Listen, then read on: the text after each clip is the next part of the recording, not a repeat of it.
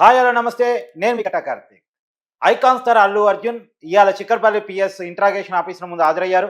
అక్కడ ఎలాంటి ఇంట్రాగేషన్ జరుగుతోంది, అల్లు అర్జున్ ఎలాంటి ప్రశ్నలు అడుగుతున్నారు, అల్లు అర్జున్ వాటికి ఏం సమాధానాలు ఇస్తున్నారో చర్చించుకునే ప్రయత్నం చేద్దాం. దాని మీద మరింత విశ్లేషణ తీసుకునే ప్రయత్నం చేద్దాం.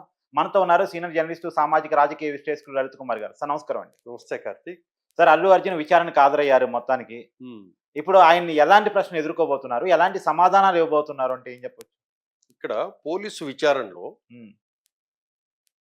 అల్లు అర్జున్ మీరు మీ చిత్ర ప్రీమియర్ షోకి మీరు వస్తున్నట్లు, మీరు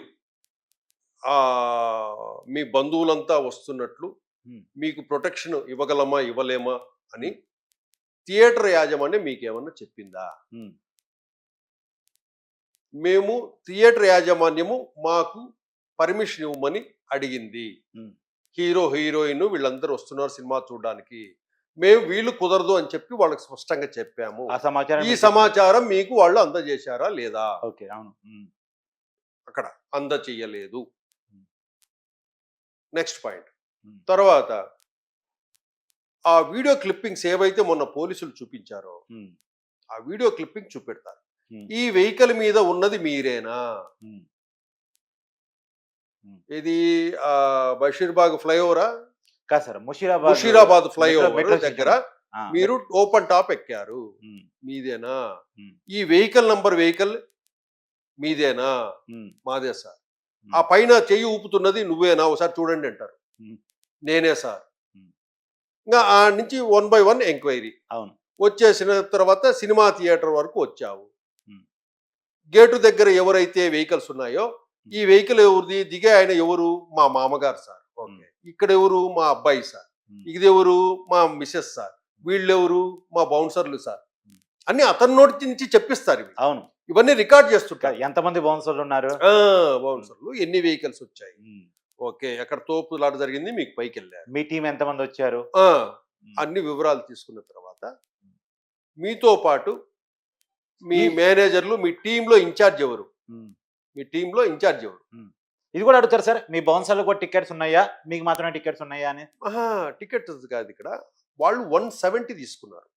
ఓకే, 170 తీసుకున్నారు, కరెక్టే. ఆ 170 మంది వాళ్ళ టీము వాళ్ళే వచ్చారండి. Bouncer ticket ఇవ్వట. బౌన్సర్లు ఎక్కడ ఉంటారంటే, బౌన్సర్లు థియేటర్లో కొంతమంది ఉంటారు, థియేటర్ బయట కొంతమంది ఉంటారు. అదే, ఎందుకంటే థియేటర్లో అభిమానులు మీద పడకుండా ప్రొటెక్ట్ చేయడానికి కొంతమంది ఉంటారు బౌన్సర్స్. అవుట్ సైడ్ నుంచి ఎవరు ఆ క్యాబిన్ వైపు రాకుండా బయట కొంతమంది ఉంటారు. ఇప్పుడు ఆ బౌన్సర్లకు ఉన్న పర్మిషన్స్ వాటి గురించి కూడా అడుగుతారుగా. అవన్నీ అడుగుతారు. ఏ ఏజెన్సీ నుంచి వచ్చారు, ఎంతమంది వచ్చారు, ఎవరెవరు వచ్చారు, అవన్నీ వివరాలు అడుగుతారు. తర్వాత మీరు సినిమా చూసేటప్పుడు అని నిన్న ఏసీపీ డీసీపీ ఉన్నారు కదా, అవును, వాళ్ళను కూడా చూపెడతారు. ఇతన్ని తెలుసా, చూసావా ఇతన్ని అని చూపిస్తారు. ఎవరైతే మీ దగ్గరికి వచ్చి మీరు రావాలి, ఇక్కడ మహిళ చనిపోయింది, మీరు బయటికి రావాలి అని మీరు కాన్వర్జేషన్ నడిచింది కదా మీ మధ్య, నేను పాట చూసొస్తాను, ఫైట్ చూసొస్తాను అని చెప్పారు కదా, మీకు చెప్పింది ఈయనైనా అని అడుగుతారు. ఆయన చూసి ఇతను వచ్చాడు, నీకు చెప్పాడా? చెప్పాడు. ఏం చెప్పాడు అంటే అతని నోటి నుంచే చెప్పిస్తారు. అదే, అల్లు అర్జున్ నోటి నుంచే చెప్పిస్తూ దాన్ని ఒక సైడ్ రికార్డ్ రాస్తుంటారు. అవును, అవును, రికార్డ్ కూడా చేస్తారు కదా సార్, రికార్డ్ కూడా చేస్తారు. ఇంకోటి కూడా చెప్పిస్తారుగా. ఇప్పుడు గంగమ్మ జాతర సీన్ వచ్చే వరకు ఆ ఫోటో చూపించి, ఈ సీన్ చూసినప్పుడు ఉన్నది నువ్వే కదా, ఎంతసేపు ఉన్నావు, నిన్న ప్రెస్ మీట్ లో ఏం మాట్లాడారు మీరు, అలా వచ్చాను నాకు చెప్పారు వెళ్ళిపోయానన్నారు.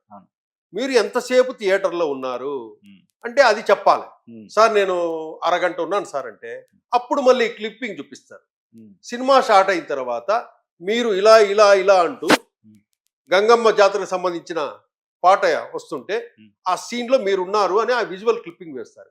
ఇది ఎన్ని గంటలకు వస్తుంది తెలుసా సినిమాలో అని అడుగుతారు. అవును, ఈ సీను సినిమా స్టార్ట్ అయినాక 1:50 వస్తుందా, 2 గంటలకు వస్తుందా? అప్పటికి మీరు థియేటర్లో ఉన్నారంటే మీరు థియేటర్లో 2 గంటల పాటు అక్కడే ఉన్నట్లు లెక్క కదా. అంటే అవును సార్ అంటాడు. అవును అని కూడా రాయించుకుంటారు. అదే అతను ఏదైతే విచారణలో చెప్తున్నారో అన్ని వివరాలు పిన్ టు పిన్, ఒకటి ఓరల్ గా, 2 రిటర్న్ గా, మిమ్మల్ని థియేటర్లో నుంచి మీరు ఎన్ని గంటలకు బయటకు వచ్చారో తెలుసా అని చూపిస్తారు. ఇవి ఎవరు చేయి పట్టుకొస్తున్నది ఎవరు, నీ వెనకలు ఎవరు హీరోయిన్, ఇవన్నీ అవును. చూపించేసి వస్తున్నారు. నిన్ను తీసుకొచ్చే వ్యక్తి ఎవరో ఇతను తెలుసా? అవును తెలుసు సార్, ఇతనే తీసుకొచ్చారు సార్ మమ్మల్ని. సరే మిమ్మల్ని వెహికల్ ఎక్కమన్నారు. అప్పటికి మీకు విషయం తెలుసు కదా, మహిళ చనిపోయింది, అబ్బాయి ఆసుపత్రిలో ఉన్నాడు, పంపించామని తెలిసింది కదా. తెలుసు సార్. మరి అలాంటి వాడివి బయటకు వచ్చావు, బయటకు వచ్చిన తర్వాత మళ్ళీ రూఫ్ టాప్ ఎక్కేసి మళ్ళీ చేతులు ఒప్పుకుంటూ పోతున్నావు. ఈ విజువల్ నీదేనా? అవును. మళ్ళీ ఎక్కడ ఉంది నువ్వేనా? ఈ కారు మీద ఉండేది నువ్వేనా? అవును. అవును. అని అవును సార్ ఇక్కడ నేనే సార్ అంటారు. నువ్వు ఎక్కడి వరకు ఎంతసేపు చేతులు ఒప్పుకుంటూ పోయావు కూడా చూపిస్తాను నీకు.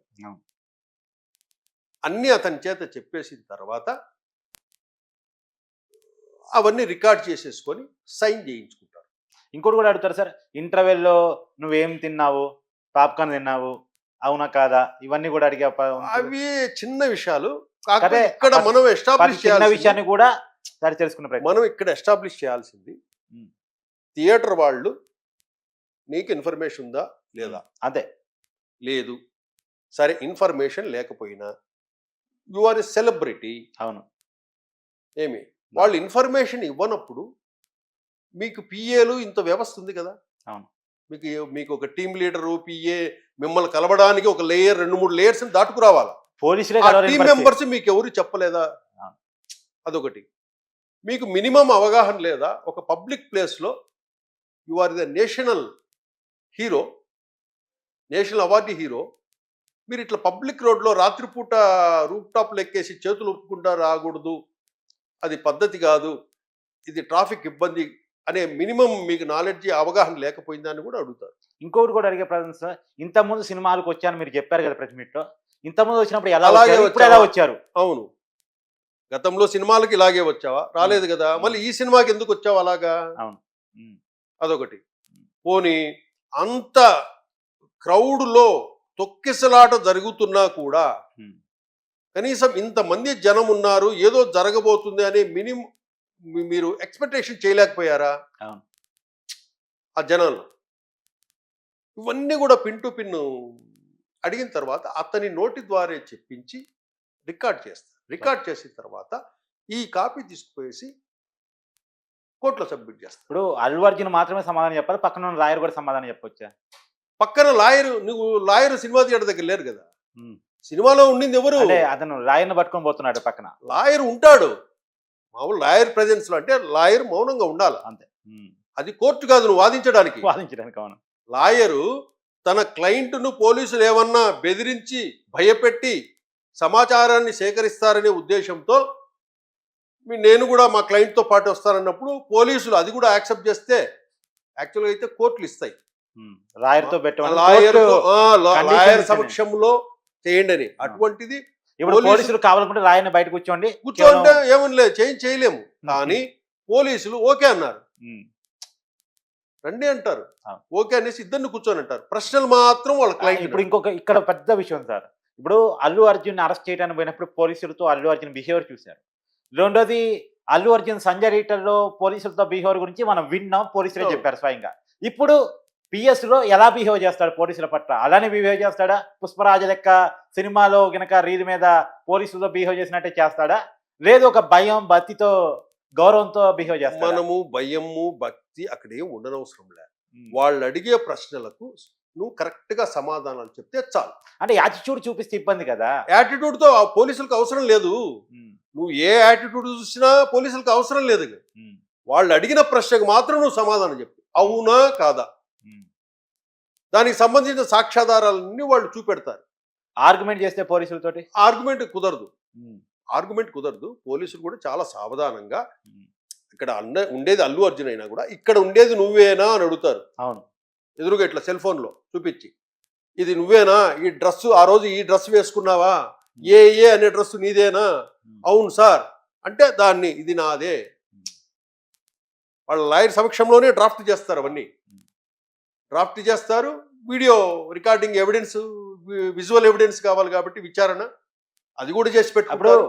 ఈ విచారణ ఆధారంగా అల్లు అర్జున్ చెప్పే సమాధానం ఆధారంగా చూశారు కదా, అల్లు అర్జున్ ఒప్పుకున్నాడు, బెయిల్ క్యాన్సిల్ చేయడానికి కోర్టుకు వెళ్ళే అవకాశం ఉంటుందా? అంతే, అతను ఒప్పుకుని అది రికార్డ్ చేసినాక కోర్టుకు సబ్మిట్ చేస్తారు. ఓకే, బెయిలు ఇప్పుడు కాకపోయినా ఈ 4 నార్మల్ వారాల అయినప్పుడైనా తర్వాత అయినా ఉపయోగపడదు. అవును అవును అవును. క్యాన్సిల్ అయిపోద్ది. అవును.